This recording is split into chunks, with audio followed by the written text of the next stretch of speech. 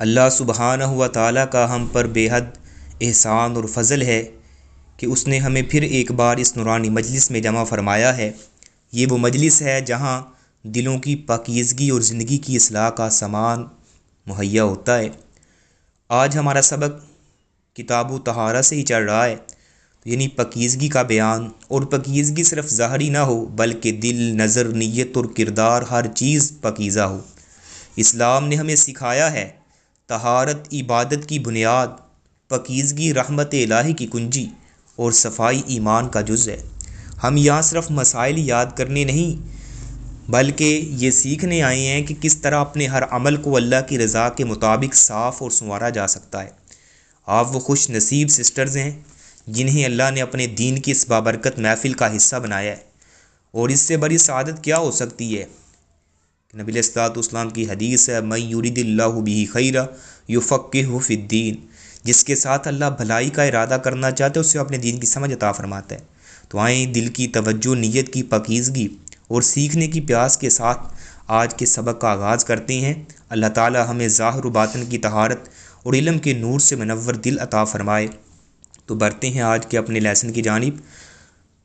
آج ہماری عمدۃ الاحکام کی حدیث نمبر 25 ہے۔ بسم اللہ الرحمن الرحیم۔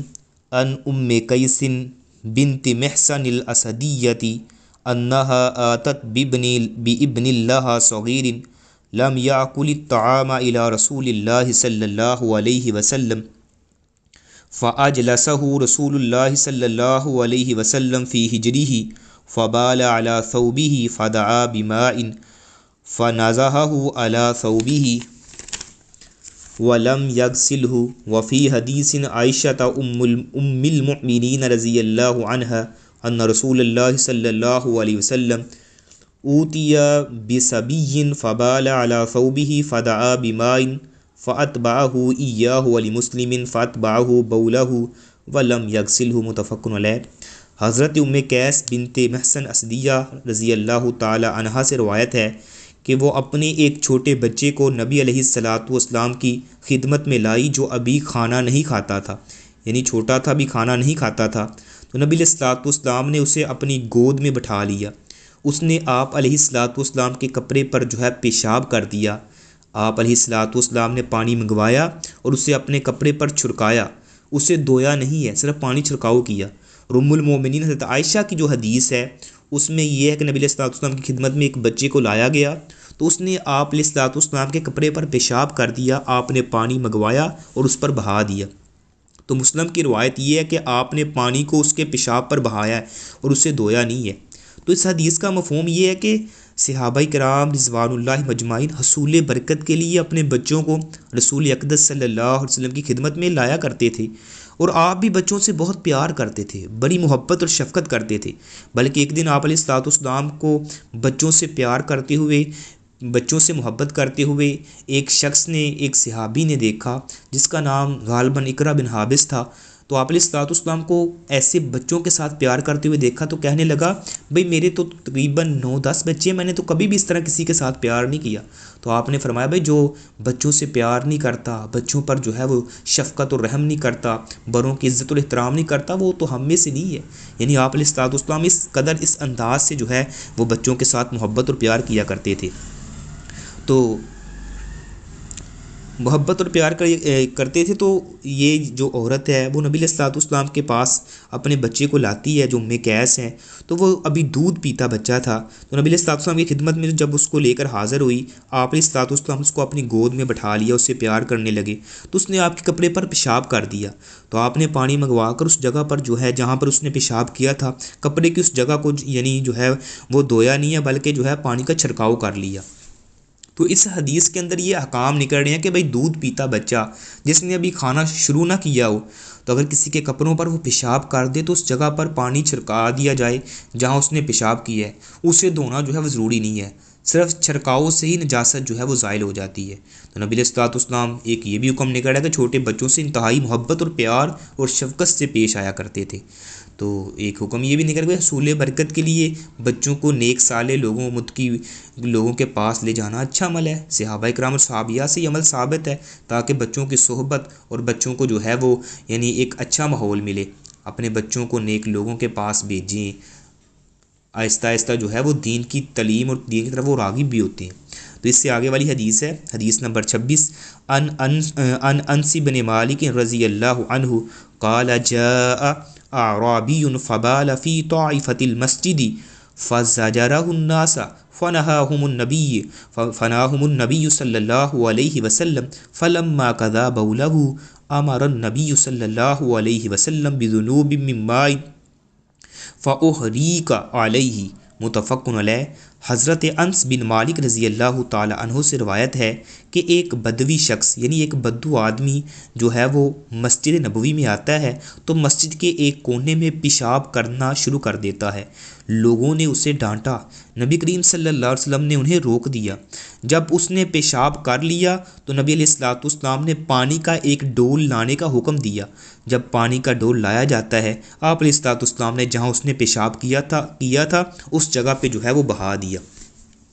تو اس حدیث کا مفہوم یہ ہے کہ ایک روز نبی علیہ الصلوۃ والسلام صحابہ کرام رضوان اللہ مجمعین کے ساتھ جو ہے وہ مسجد نبوی میں تشریف فرما ہیں، تو اچانک کیا دیکھتے ہیں، ایک بدو باہر سے آتا ہے اور جلدی سے آ کے مسجد میں داخل ہونے کے بعد مسجد کے کونے میں کھڑا ہو کے پیشاب کرنا شروع کر دیتا ہے۔ صحابہ کرام رضوان اللہ مجمعین نے جب یہ اس کا عمل دیکھا، اس کو یعنی یہ نزیبہ حرکت کرتے ہوئے دیکھا تو اسے ڈانٹ پڑانا شروع کر دی اور اس کی طرف لپکے تاکہ اسے ماریں بھگائیں، مسجد سے باہر نکالیں۔ نبی علیہ الصلوۃ والسلام نے اپنے جان نثاروں کو دیکھا کہ وہ ڈانٹ رہے ہیں، بلکہ ان کو ڈانٹنے سے منع کر دیا اور فرمایا بھائی اسے اپنا عمل پورا کر لینے دو، یعنی جب وہ فارغ ہو تو پھر اس کو یعنی آپ علیہ الصلوۃ والسلام نے اس کو اپنے پاس بلایا، یعنی اس کو اپنا عمل جو وہ کر رہا ہے اس کو پورا کر لینے دو، اور پھر اس کو اپنے پاس بلایا۔ پاس بلانے کے بعد پھر آپ نے کیا کیا، فرمایا بھائی پانی کا ڈھول لے کے آؤ۔ پانی کا ڈھول لایا جاتا ہے، جب آپ نے منگوایا پھر اس کو اس جگہ پر انڈیل دینے کا حکم دیا جہاں اس بدو آدمی نے، اس شخص نے جو ہے پیشاب کیا تھا، تاکہ جو ہے وہ جگہ پاک ہو جائے۔ تو اس حدیث کے اندر یہ حکام نکلے بھائی زمین پر اگر کوئی پیشاب کر دے تو اسے پاک کرنے کا طریقہ یہ ہے کہ اس پر پانی بہا دیا جائے، وہاں سے مٹی جو ہوتی ہے وہ کھرچنے کا حکم نہیں ہے، بلکہ یعنی وہ مٹی کھرچنے کی بجائے وہاں پر پانی بہا دیا جائے تو وہ جگہ پاک ہو جاتی ہے۔ ایک تو یہ بات، اور دوسری بات یہ کہ مساجد کا احترام کیا جائے اور انہیں پاک رکھنے کا اہتمام کیا جائے۔ یعنی مساجد کس لیے ہوتی ہیں، تاکہ ان کو پاک صاف رکھا جائے اور ان کی پاک صفائی کا خیال بھی رکھا جائے۔ آپ علیہ الصلوۃ والسلام یعنی وہ ایک جو بڑھیا خاتون تھی جو مسجد نبوی کی صفائی کیا کرتی تھی، چند دن سے نبی علیہ الصلوۃ والسلام کو نظر نہ آئی، تو آپ نے فرمایا بھائی وہ جو بڑھیا عورت تھی جو مسجد کی صفائی کیا کرتی تھی وہ مجھے نظر نہیں آتی اب۔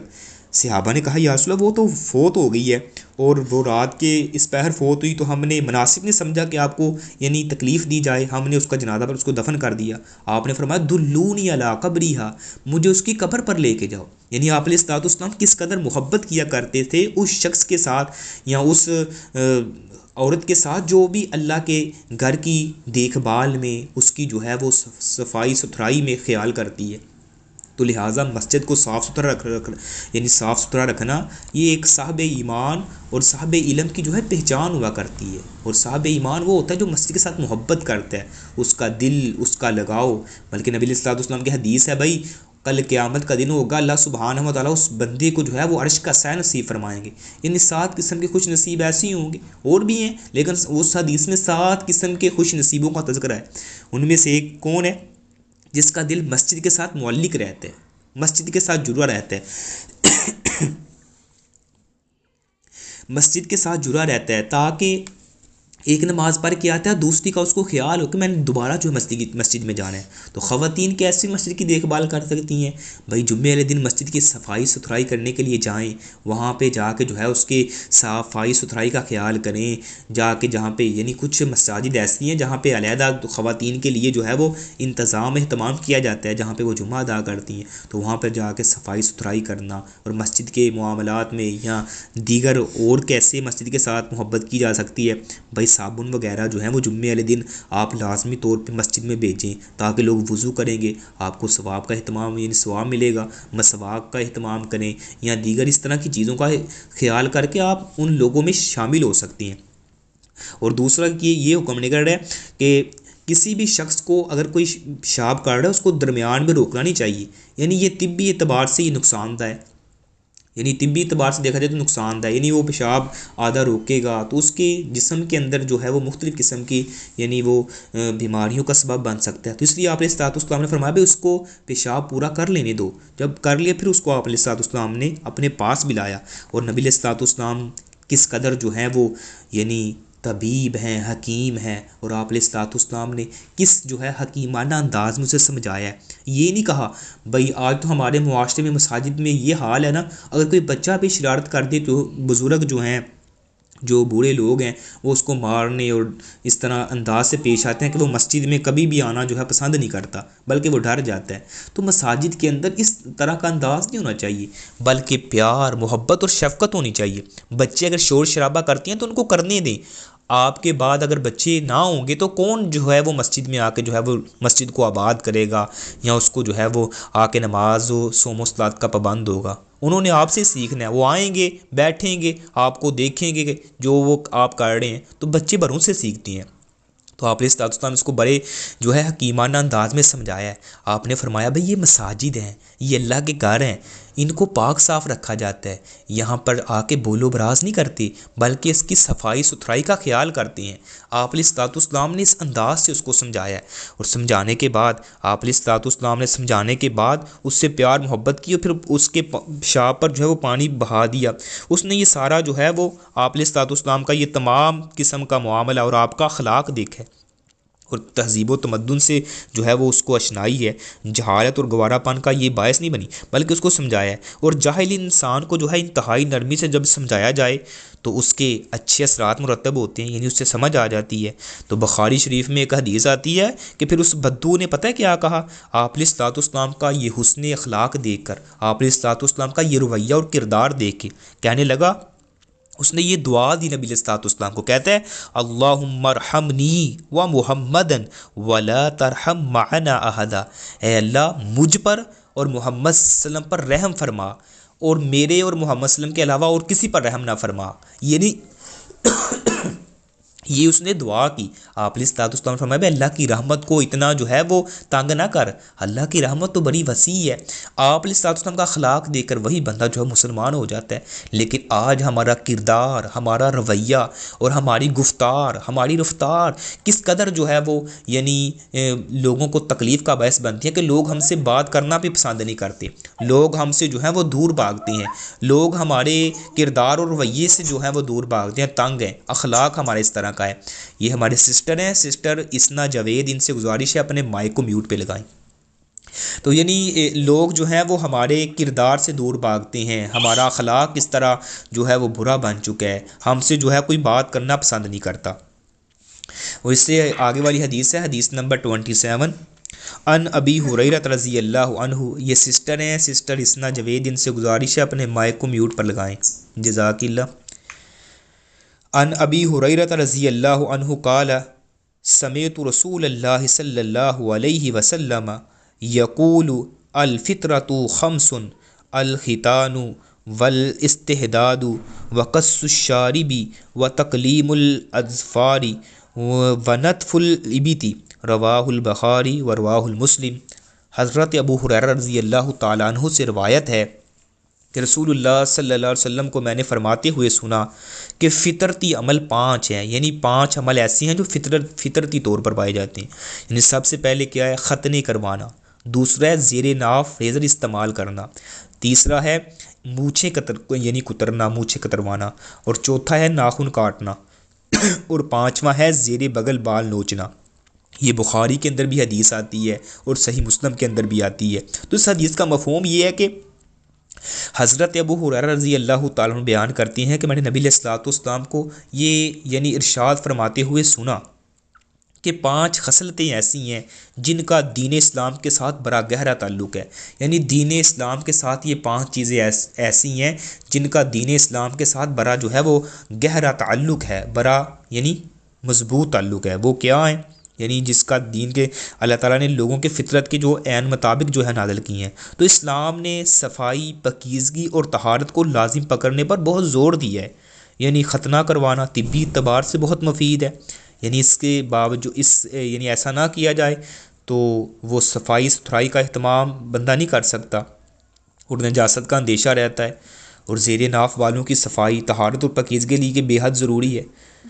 اور اسی طرح جو ہے مونچھوں کو اگر نہ کترایا جائے تو یہ بڑھ کر منہ میں داخل ہونا شروع ہو جاتی ہیں۔ مشروب پیتے وقت یا ان مونچھوں کو بھیگنے سے بعد خطرناک جراثیم جو ہے وہ یعنی مشروب کے اندر چلے جاتے ہیں، جو بعد میں پیٹ کے اندر جانے کا اندیشہ ہوتی ہیں، جن سے مختلف بیماریاں اور عوارض کا باعث بنتی ہیں۔ اور اسی طرح جو ہے بڑھتے ہوئے ناخن میں بیماری پھیلانے کا باعث بنتی ہیں، لہٰذا انہیں کاٹنے اور تراشتے بھی رہنا چاہیے۔ تو حدیث کے اندر سے یہ احکام نکل رہے ہیں کہ انسانی فطرت کا تقاضا یہ ہے کہ ہر اچھا کام کیا جائے اور ہر برے کام سے اجتناب کیا جائے۔ دین اسلام نظافت، پاکیزگی اور طہارت اختیار کرنے کی تلقین کرتا ہے۔ ناخن بڑھانا فطرت کے منافی عمل ہے، اس سے ہر مسلمان مرد ہو چاہے وہ عورت ہو اس سے اجتناب کرنا چاہیے۔ یعنی مسلمان کوئی مرد ہے اس کو بھی، اس طرح اگر کوئی خواتین ہیں، عورتیں ہیں، ان کو بھی جو ہے ان کا خیال رکھنا چاہیے۔ اسی طرح جو ہے وہ دیگر اپنے جسم کی جو ہے وہ صفائی ستھرائی کا جو ہے وہ خاص خیال رکھیں۔ بڑی بڑی مونچھیں رکھنا یہ غیر فطرتی عمل ہے، یعنی یہ تو آتش پرست جو ہیں، مجوسی لوگ جو ہیں، یہ ان کی عادت ہے۔ تو آپ علیہ السلام نے فرمایا مسلمانوں کو ایسا نہیں کرنا چاہیے، بلکہ ان کو یہ یہودیوں کی جو ہے مخالفت کریں۔ خالف الیہود، یہودیوں کی مخالفت کرو۔ ان کی مخالفت کیا ہے بھائی؟ وہ کیا کرتے ہیں؟ مونچھوں کو جو ہے وہ یعنی بڑھاتے ہیں اور داڑھیوں کو جو ہے وہ منڈواتے ہیں۔ تو آپ نے کیا کرنا ہے بھائی؟ مونچھوں کو کٹانا ہے اور داڑھیوں کو بڑھانا ہے۔ یعنی یہ مسلمان کی شان شیان ہے، یعنی یہودیوں کی مخالفت کرنی۔ اسی طرح بغلوں کے بال جو ہے اکھیرنا یہ فطرت میں ہے۔ کسی بھی حدیث صحیح میں جو ہے بغلوں کے بال مونڈنے کا ذکر نہیں ہے، لیکن موجودہ دور میں اکثر علماء اور عوام بغلوں کے بال اکھیرنے کی بجائے مونڈتے ہیں۔ کوشش یہ کرنی چاہیے کہ انہیں نوچا جائے اور اکھیرا جائے۔ یہ دین اسلام اس حوالے سے یہ رہنمائی کرتا ہے، اور ان کی لیمٹ بھی رکھی ہے۔ آپ علیہ السلام نے فرمایا بھائی یہ یعنی ان کی لیمٹ یہ ہے، ناخن ہے چاہے وہ زیر ناف بال ہیں، چاہے وہ بغلوں کے بال اکھیرنے کا حکم ہے، تو ان کی 40 دن کے اندر لیمٹ ہے۔ 40 دن کو کراس کرنا یہ جو ہے وہ حرام ہے، یعنی ان سے پہلے تو عام طور پر مسلمان کو چاہیے بھائی ہفتے بعد لازماً جو ہے وہ اپنی صفائی ستھرائی کا خیال رکھے۔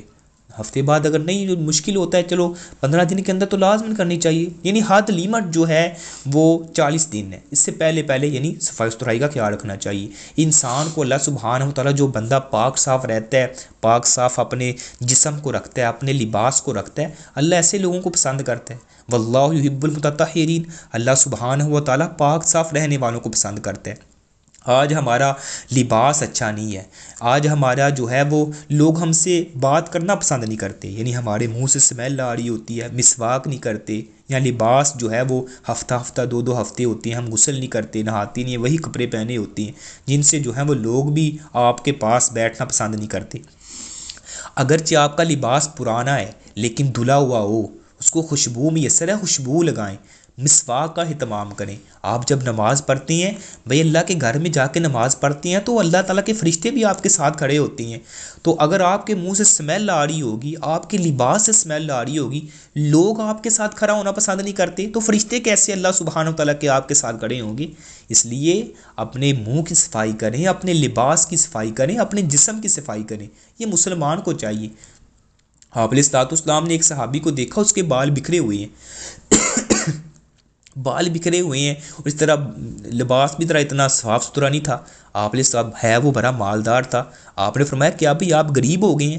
کہنے لگا یا رسول اللہ نہیں میں تو غریب نہیں ہوا۔ فرمایا اگر اللہ نے تجھ پر فضل کیا ہے، رحم کیا ہے، کرم کیا ہے، یعنی آپ کے پاس مال و دولت ہے، تو وہ آپ پر نظر بھی آنی چاہیے۔ یہ نظر آنے کا کیا مطلب ہے؟ بھئی آپ کے پاس پیسہ ہے، مال دولت ہے، تو اس کو نظر کر آپ تمہارے اوپر وہ نظر آئے، یعنی آپ اچھا لباس پہنیں، اچھا جو ہے وہ رہن سہن چلن طور طریقہ آپ کا اچھا ہونا چاہیے، آپ کا لباس اچھا ہو، آپ بالوں میں کنگھی کریں، تیل لگائیں، خوشبو لگائیں، سواری اچھی یوز کریں، یہ اچھی چیزیں ہیں، یعنی خوش قسمتی کی علامتیں ہیں۔ آپ کا اچھا گھر ہے، اچھی سواری ہے، آپ کی بیوی نیک ہے، یعنی یہ خوش قسمت کی علامت ہے، آپ کا ہمسایہ اچھا ہے، تو یہ کس چیز کی علامت ہے؟ اچھائی کی ہے۔ تو آج ہمارے لوگ اس کا اہتمام نہیں کرتے، خیال نہیں کرتے، یعنی نہ تو وہ جسم کو صاف رکھتے ہیں، نہ لباس کو صاف رکھتے ہیں، نہ منہ کو صاف یعنی رکھتے ہیں۔ تو یہ کیا ہے؟ یہ بھئی اسلام تو اس چیز کی یعنی ہمیں ہر چھوٹے سے چھوٹے پہلو کی ہماری جو ہے وہ رہنمائی کرتا ہے اور ہمیں پاک صاف رہنے کا حکم دیتا ہے۔ تو یہ یعنی آج کا لیسن تھا۔ تو یہ جو آج ہم نے 3 احادیث پڑھی ہیں، اگر ان پر غور و فکر کیا جائے تو اس میں کیا ہے، ہمیں ایک سبق مل رہا ہے۔ یعنی سبق کیا ہے کہ اللہ رب العزت کا یعنی ہم پر یہ احسان ہے کہ اللہ تعالیٰ نے ہمیں مسلمان پیدا کیا ہے، اور مسلمان پیدا کرنے کے ساتھ ساتھ ہمیں یہ حکم بھی دیا بھائی پاک صاف رہو۔ اللہ پاک صاف رہنے والوں کو پسند کرتا ہے۔ یعنی پہلی حدیث میں اگر دیکھا جائے تو ہمیں یہ پیغام ملا ہے کہ یعنی نبی کریم نے اس بچے کو پیشاب پر یعنی بچے کے پیشاب پر صرف پانی کا چھڑکاؤ فرمایا ہے تاکہ امت جانے کہ دین جو ہے وہ آسانی کا نام ہے، اور پاکیزگی میں بھی سہولت کا خیال رکھا گیا ہے۔ دین مشکل نہیں ہے، یعنی نہ دین مشکل ہے، اور دین تو ہماری رہنمائی کرتا ہے، ہمیں سنبھالتا ہے، ہمیں بچاتا ہے، ہر مشکل سے بچاتا ہے۔ دوسرا پیغام دوسری حدیث سے یہ نکل ہے کہ مسجد میں بدوی نے جو پیشاب کیا تو آپ نے ڈانٹنے کی بجائے اس پر پانی بہانے کا حکم دیا تاکہ باطن کی صفائی کے ساتھ ساتھ دلوں کے دروازے بھی کھلے رہیں۔ جو لوگوں کے دل جیت لے وہی مبلغ حقیقی ہوتا ہے۔ تو تیسرا پیغام یہ ہے کہ تیسری حدیث سے جو ہمیں ملا ہے کہ 5 خصلتیں فطرت اسلام سے ہیں، یعنی 5 خصلتیں ایسی ہیں جو فطرت اسلام سے ہیں۔ وہ کیا ہے؟ ختنہ، مونچھیں پس رکھنا، ناخن کاٹنا، زیر ناف بال صاف کرنا، بغل کے بال جو ہیں وہ کھیرنا۔ یہ ظاہری افعال ہمیں یاد دلاتے ہیں کہ اللہ تعالیٰ کو جو ہے وہ ذہنی نہیں عملی پاکیزگی بھی محبوب ہے۔ تو اسلام کا پیغام یہ نہیں ہے کہ صرف نماز پڑھو، بلکہ اس حال میں پڑھو کہ تم پاک ہو، خوشبودار ہو، باوقار ہو۔ تو پاکیزگی عورت کے ایمان اور حیا کی شان ہے۔ لمبے ناخن گندگی کے ذخیرے اور جراثیم کا سبب بنتے ہیں، اس لیے دین یہ چاہتا ہے کہ مسلمان عورت صفائی ستھرائی کو جو ہے وہ اپنا وقار بنائے اور نمونہ بنے۔ تو باوقار مسلمان عورت پاکیزہ زندگی کا سفیر ہوتی ہے۔ تو یعنی اصل سبق یہی ہے، طہارت صرف پانی کا نام نہیں ہے، یہ دل کی نرمی، کردار کی صفائی اور زندگی کی خوبصورتی کا عنوان ہے۔ تو آئیں آج مل کے یہ عہد کریں، اپنی ذات کو پاک رکھیں، اللہ کے گھر کی حرمت کا خیال رکھیں، دین کو آسانی، محبت اور حکمت کے ساتھ پیش کریں، اپنے گھروں، بچوں، ماحول کو سنت کے نور سے روشن کریں۔ علم وہی ہے جو کردار میں اتر کر عمل بن جائے۔ اللہم طہر قلوبنا واجسادنا واعمالنا سبحانک اللہم ربنا وبحمدک ونشہد ان لا الہ الا انت نستغفرک ونتوب الیک۔